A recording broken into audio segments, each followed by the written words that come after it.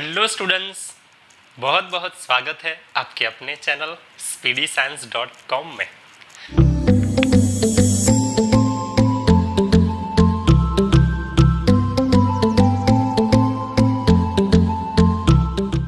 Students, आज हम chapter number 1 chemical reaction and it's equation को शुरू करते हैं।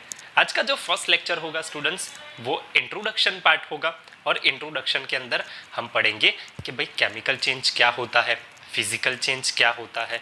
अब केमिकल रिएक्शंस है तो केमिकल रिएक्शंस की उसकी कैरेक्टरिस्टिक्स क्या होती है, तो ये सब हम डिटेल में डिस्कशन करेंगे। अब स्टूडेंट्स, जनरली आप सब जानते हो कि बहुत सारी चीज़ हमारे सामने ही होती है, जैसे कि आप सबको पता है मेल्टिंग ऑफ आइस। अब आप जानते हो स्टूडेंट्स के मेल्टिंग ऑफ आइस,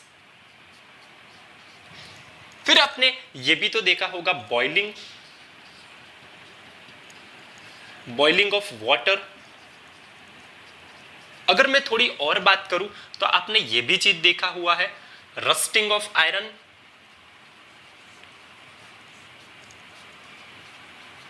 ये भी आपने देखा हुआ है। इवन यहां पर हम कंडेंसेशन की भी बात कर सकते हैं, कंडेंसेशन की भी बात कर सकते हैं। इवन यहां पर फॉर्मेशन ऑफ कंपाउंड,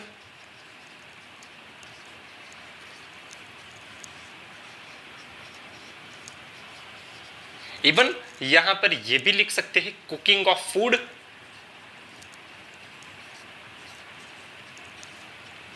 तो स्टूडेंट्स, जो डे टू डे लाइफ के अंदर जो चीज होती है वो सब चीजें तो मैंने लिख दी, लेकिन स्टूडेंट्स क्या ये सब चीज किसी एक कैरेक्टरिस्टिक की ओर जा रही है?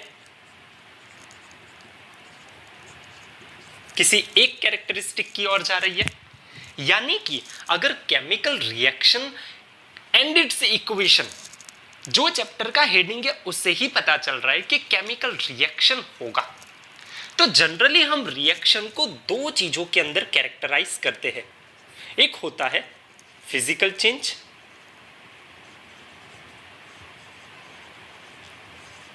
और दूसरा होता है केमिकल चेंज। तो जनरली दो चेंज के अंदर हम कैरेक्टराइज करते हैं किसी भी रिएक्शंस को अंदर। अब फिजिकल चेंज वो होगा जिसका सिर्फ फिजिकल नेचर बदलेगा, फिजिकल नेचर बदलेगा, फिजिकल नेचर बदलेगा और कुछ भी नहीं चेंज होगा। लेकिन केमिकल चेंज होगा तो उसको हम किस तरह कैरेक्टराइज कर सकते हैं कि यहां पर फॉर्मेशन ऑफ न्यू सब्सटेंस हो सकता है। तो यहां पर केमिकल चेंज किस तरह कैरेक्टराइज होगा कि ऐसा रिएक्शन जिसमें फॉर्मेशन ऑफ न्यू सब्सटेंस हो, तो वो तुम्हारा केमिकल चेंज हो जाएगा। तो अब ये जो हमने एग्जाम्पल लिखे हैं उससे आपको पता चल सकता है, क्या पता चल सकता है स्टूडेंट्स, कि मेल्टिंग ऑफ आइस के अंदर सॉलिड किस में कन्वर्ट हो रहा है? लिक्विड स्टेट के अंदर कन्वर्ट हो रहा है। तो सॉलिड से लिक्विड में जाने को हम क्या बोल सकते हैं? Physical change. अब फिजिकल चेंज के अंदर जो कंपोजिशन होता है वो कंपोजिशन कैसा रहता है? सेम रहता है। Composition of substance remains same. यहां पर कंपोजिशन सब्सटेंस का कैसा रहता है स्टूडेंट्स? सेम रहता है। लेकिन यहां पर रस्टिंग ऑफ आयरन, तो वो एक केमिकल चेंज है। कैसे केमिकल चेंज है? क्योंकि यहां पर आयरन के ऊपर एक लेयर जम जाता है आयरन ऑक्साइड का। एक ऑक्साइड का लेयर जम जाने से वहां पर रस्ट लग जाता है, तो वो एक केमिकल चेंज है। अब केमिकल चेंज के अंदर जो चीज प्रोडक्ट बन जाएगी, वो प्रोडक्ट और जो रिएक्टेंट है उन दोनों की प्रॉपर्टीज अलग अलग होगी। लेकिन स्टूडेंट्स, जहां फिजिकल चेंज देखने को मिल रहा है वहां पर प्रॉपर्टीज सेम रहती है। इवन सॉलिड के अंदर भी H2O ही है और इवन लिक्विड के अंदर भी H2O ही है। तो यहां पर जो H2O है वो दोनों सेम है। सिर्फ उनका फिजिकल नेचर अलग अलग है। यहां पर फिजिकल नेचर आइस का सॉलिड है, तो यहां पर फिजिकल नेचर आइस का लिक्विड है। तो यहां पर जो वाटर है वो दो तरीके से कैरेक्टराइज हुआ है, तो वो हो गया फिजिकल चेंज। लेकिन यहां पर जो आयरन का रस्ट हुआ, पहले Fe था, लेकिन जैसे ही रस्ट लगा FeO के अंदर कन्वर्ट हो गया। हो सकता है कि FeO के अंदर कन्वर्ट हो या Fe2O3 के अंदर कन्वर्ट हो, वो बाद में पढ़ेंगे, उसका कोई इतना ज्यादा इंपॉर्टेंस नहीं है। लेकिन यहां पर जो FeO की कैरेक्टरिस्टिक है या यहां पर जो FeO की प्रॉपर्टीज है, वो प्रॉपर्टीज और यहां पर Fe की प्रॉपर्टीज है, वो दोनों अलग अलग होगी। तो केमिकल चेंज के अंदर क्या होता है, नया सब्सटेंस फॉर्म होता है या नया प्रोडक्ट फॉर्म होता है। पता चल रहा है? तो किसी भी केमिकल रिएक्शन को कैरेक्टराइज करना हो तो हमें पहले फिजिकल चेंज और केमिकल चेंज के बारे में नॉलेज होना जरूरी है। पता चल रहा है? ठीक है, चलिए फटाफट नोट डाउन कर लीजिए। अब आगे बढ़ते हैं।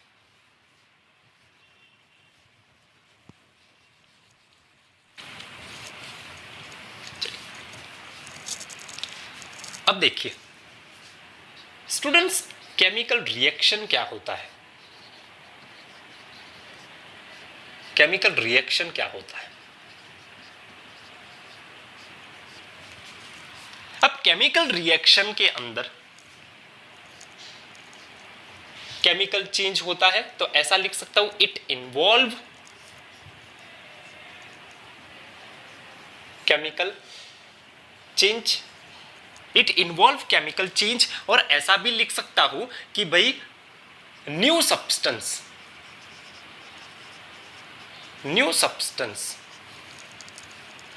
Is formed from reactants which having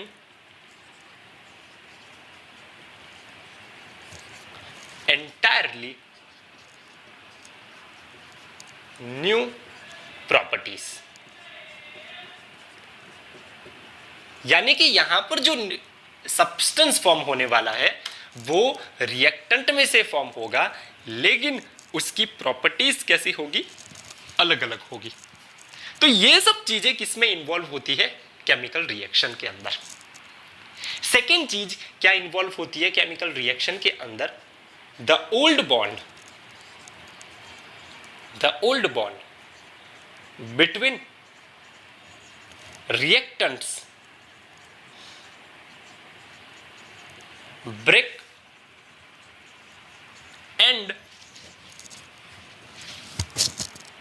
the new bond formed by rearranging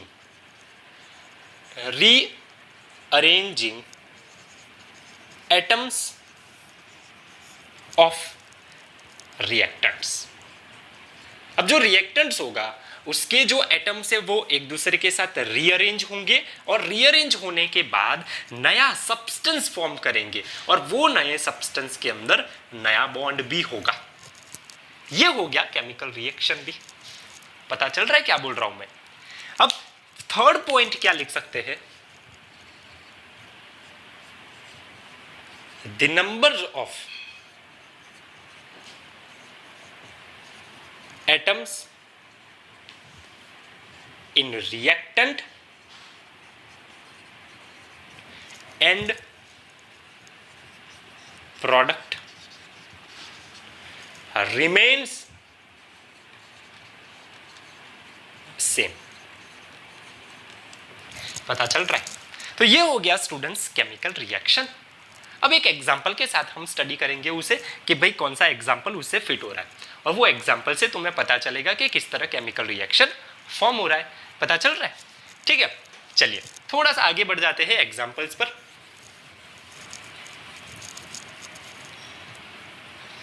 चलिए अब नेक्स्ट हम उसका एग्जांपल लेते हैं। मान लीजिए व्हेन मैग्नीशियम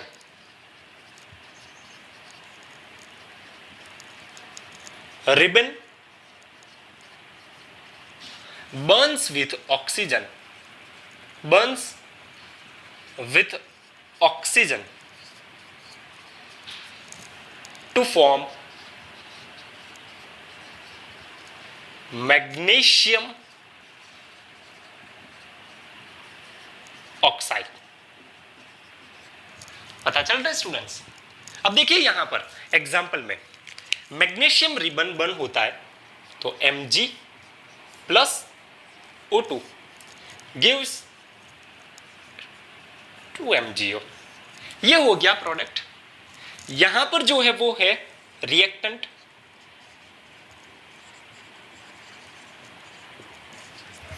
और रिएक्टेंट को रिएक्ट करवाने के लिए हमने क्या किया, हीट किया, तो यहां पर हीटिंग लिख देंगे, और प्रोडक्ट के अंदर हमें मैग्नीशियम ऑक्साइड मिल गया। लेकिन ये जो मैग्नीशियम ऑक्साइड होगा वो व्हाइट कलर का पाउडर होगा, व्हाइट पाउडर के फॉर्म में होगा, और यहां पर जो फ्लेम होगी आफ्टर हीटिंग वो डेजलिंग फ्लेम होगी, काफी हद तक इफेक्टिव फ्लेम। तो व्हाइट डेजलिंग फ्लेम के साथ वो जलेगा। पता चल रहा है? तो यहां पर जो Mg है स्टूडेंट्स और O2 है स्टूडेंट्स, उन दोनों को मैंने रिएक्ट करवाया, हीट करवाया, और प्रोडक्ट के अंदर मुझे MgO मिला। लेकिन यहां पर जो Mg और O2 की प्रॉपर्टीज है वो properties white powder magnesium oxide की प्रॉपर्टीज से बिल्कुल ही अलग होगी। तो यहां पर केमिकल रिएक्शन के अंदर रिएक्टेंट रिएक्ट करता है आपस में, प्रोडक्ट फॉर्म होती है, लेकिन जो प्रोडक्ट की प्रॉपर्टीज होती है वो रिएक्टेंट की प्रॉपर्टीज से मैच नहीं करती। तो केमिकल रिएक्शन के अंदर एक चीज बहुत इंपॉर्टेंट है कि जो रिएक्टेंट की प्रॉपर्टीज है और प्रोडक्ट की प्रॉपर्टीज है उसमें चेंज देखने को मिल रहा है। और जैसे ही हमने डेफिनेशन में आगे देखा था कि सिर्फ यहां पर रीअरेंजमेंट होता है एटम का, तो ये दोनों बॉन्ड आपस में, यहां पर ये दोनों जो एटम है वो आपस में जुड़ गए और यहां पर बॉन्ड क्रिएट हो गया। तो पहले जो था उससे रीअरेंज हुए और रीअरेंज होके क्या बना दिया, बॉन्ड बना दिया। पता चल रहा है? तो ये हो गया केमिकल रिएक्शन। पता चल रहा है स्टूडेंट्स? तो ये बहुत ही ज्यादा इंपॉर्टेंट है, आपको याद रखना है। चलिए थोड़ा सा आगे बढ़ जाते हैं हम। अब केमिकल रिएक्शन की कैरेक्टरिस्टिक को स्टडी करते हैं।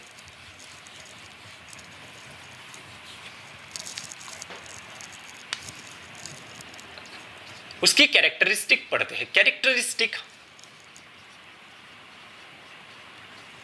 Of chemical reaction.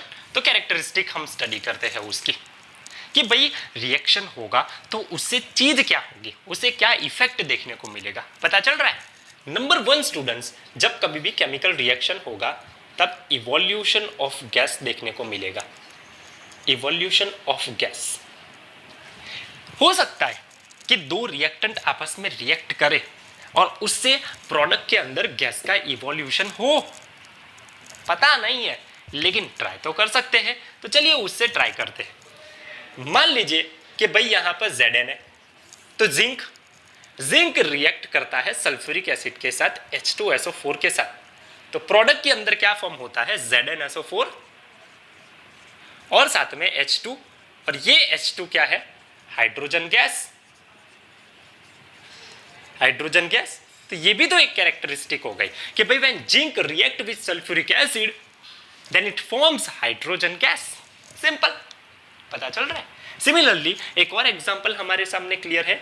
Zn react with 2HCl to form ZnCl2 plus H2, तो ये भी तो क्या हो गया, गैसियस स्टेट में हो गया। तो ये भी एक कैरेक्टरिस्टिक हुई कि जब कभी भी केमिकल रिएक्शन होगा तो इवोल्यूशन ऑफ गैस हो सकता है। पता चल रहा है? अब नेक्स्ट उसकी जो प्रॉपर्टी है वो कुछ इस तरह से है। Formation of PPTs। अब PPTs क्या है स्टूडेंट्स? प्रेसिपिटेट्स। अब आपने प्रेसिपिटेट्स को देखा है लेकिन समझ नहीं है आ रहा है कि भाई एक्चुअली में प्रेसिपिटेट होते क्या है, वो आपको नहीं पता है, लेकिन आप जानते हो प्रेसिपिटेट क्या है। अब प्रेसिपिटेट क्या होता है स्टूडेंट्स, कि जो छोटे छोटे क्रिस्टल फॉर्म के अंदर कुछ छोटे छोटे पार्टिकल्स रह जाते हैं उसे हम प्रेसिपिटेट बोलते हैं। जैसे कि भाई हमने पूरा रिएक्शन कर दिया, पूरा नया कंपाउंड भी फॉर्म कर दिया, लेकिन छोटे छोटे जो क्रिस्टल फॉर्म के अंदर पार्टिकल्स रह जाते, वो पार्टिकल्स को आप क्या बोल सकते हो, प्रेसिपिटेट बोल सकते हो। मोस्ट इंपॉर्टेंट आपको याद रखना है। अब ये जो प्रेसिपिटेट रिएक्शन है वो आप आगे पढ़ेंगे इसी चैप्टर के अंदर, लेकिन जनरल कुछ प्रेसिपिटेट के एग्जांपल्स दिमाग में क्लियर कर देते हैं।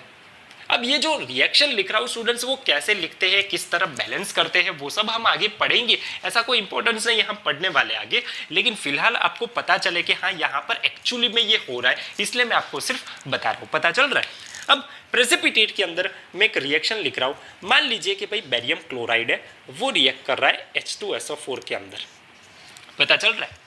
तो यहाँ पर जो प्रोडक्ट है वो प्रोडक्ट कुछ इस तरह से बनेगी। अब ये प्रोडक्ट कैसे बनती है, किस तरह बैलेंस किया जाता है, वो सब हम आगे पढ़ने वाले हैं, कोई चिंता नहीं है, लेकिन फिलहाल आपको समझना है। प्लस 2HCl प्रोडक्ट के अंदर फॉर्म होगा।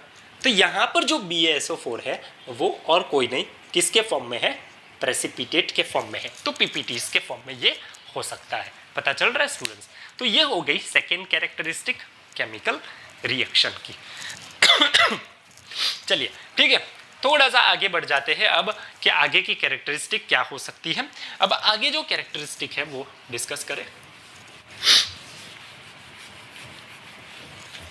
चलिए अब नेक्स्ट जो है वो क्या हो सकता है स्टूडेंट्स, नंबर 3 जो प्रॉपर्टीज है वो हो सकता है चेंज इन कलर। हाँ, चेंज इन कलर ये ज्यादा देखने को मिला है। चेंज इन कलर बहुत सारा ऐसा देखा हुआ है कि भाई बहुत सारे ऐसे रिएक्शंस है जिसमें कलर का चेंजेस देखने को मिल रहा है। जैसे कि भाई कोई पर्पल कलर का, पर्पल कलर पोटेशियम परमैंगनेट है, KMnO4 है। अब वो पर्पल कलर जनरली क्या हो जाता है, व्हाइट कलर का हो जाता है या कलरलेस हो जाता है, कलरलेस हो जाता है। तो ये सब चीजें बहुत सारी आम देखने को मिल रही है कि भाई किस तरह हो रहा है। इवन आप प्रेसिपिटेट या इवन आप जब पीपीटीज के रिएक्शंस करोगे या इवन आप जब टाइट्रेशन के एग्जांपल्स करोगे या टाइट्रेशन के कुछ एक्सपेरिमेंट्स करोगे, आप जब स्कूल में टाइट्रेशन के एक्सपेरिमेंट करोगे तो वहां पर आपको बताया जाएगा कि भाई even purple colour white colourless में कैसे होता है या इवन कलरलेस लाइट पिंक के अंदर कैसे होता है। कुछ इंडिकेटर आप डालेंगे और उसकी वजह से ये चेंजेस देखने को मिल रहे हैं। तो ये आप टाइट्रेशन के एग्जाम्पल्स के अंदर आप करोगे या टाइट्रेशन के एक्सपेरिमेंट्स के अंदर आप कर सकते हो। ठीक है, अब उसके बाद जो एक कैरेक्टरिस्टिक है वो है चेंज इन टेम्परेचर। हाँ, ये भी देखने को मिल रहा है, चेंज इन टेम्परेचर। अब बहुत सारे ऐसे रिएक्शन है कि जिसमें जनरली हीट हो जाता है कि भाई दो रिएक्टेंट आपस में रिएक्ट किया और जो प्रोडक्ट फॉर्म हुई वो बहुत ही हीट मतलब बहुत ही गर्म फॉर्म हुई, उसका टेम्परेचर ज्यादा है। या हो भी सकता है ऐसा कि दो रिएक्टेंट आपस में रिएक्ट करे लेकिन जो प्रोडक्ट फॉर्म होती है वो बहुत ही ठंडी फॉर्म हो रही है। ठीक है, तो ऐसा भी केमिकल रिएक्शन के अंदर हो सकता है। पता चल रहा है। उसके बाद जो कैरेक्टरिस्टिक है, लास्ट कैरेक्टरिस्टिक, वो हो सकता है change in state. Change in state. अब चेंज इन स्टेट के बारे में पढ़े तो सॉलिड किस में कन्वर्ट हो जाएगा, लिक्विड के अंदर, लिक्विड गैसियस स्टेट के अंदर या may be solid gaseous state के अंदर, कोई फर्क नहीं पड़ रहा है। तो ये भी केमिकल रिएक्शंस के अंदर बहुत सारा हो सकता है कि भाई लिक्विड गैसियस स्टेट के अंदर हो गया या सॉलिड गैसियस स्टेट के अंदर होगा या गैसियस सॉलिड स्टेट के अंदर हो गया। तो ऐसे बहुत सारे रिएक्शंस है कि जिसमें हो सकता है। अब आपने ये चेंज इन स्टेट का लाइव एग्जाम्पल तो घर में आप देखते ही है, वैक्स जो मोमबत्ती है क्या है, तो मोमबत्ती को अगर तुम जलाते हो तो क्या हो जाता है, लिक्विड के अंदर फॉर्म हो जाता है और साथ में CO2 का फॉर्मेशन करता है। ठीक है, तो यहाँ पर जो सॉलिड है वो किस में कन्वर्ट हो गया, लिक्विड के अंदर कन्वर्ट हो गया, साथ में गैसियस स्टेट के अंदर भी कन्वर्ट हो गया। पता चल रहा है। तो ये हो गया चेंज इन स्टेट। तो ये जो 5 है वो क्या है, कैरेक्टरिस्टिक है केमिकल रिएक्शन की, कि केमिकल रिएक्शन कैसे बनेगा और केमिकल रिएक्शन क्या होता है, एक्चुअली में केमिकल रिएक्शन करने से क्या क्या इफेक्ट देखने को मिल रही है उसके बारे में हमने डिस्कशन किया। अब स्टूडेंट्स नेक्स्ट जो टॉपिक होगा वो केमिकल रिएक्शन किस तरह लिखा जाता है, केमिकल रिएक्शन को हम किस तरह डिनोट करते हैं, किस तरह हम बैलेंसिंग केमिकल इक्वेशन लिखते हैं और बैलेंस किस तरह करते हैं, उसके बारे में नेक्स्ट वीडियो होगा। ठीक है, थैंक यू सो मच और इसे रिवीजन करते रहिए।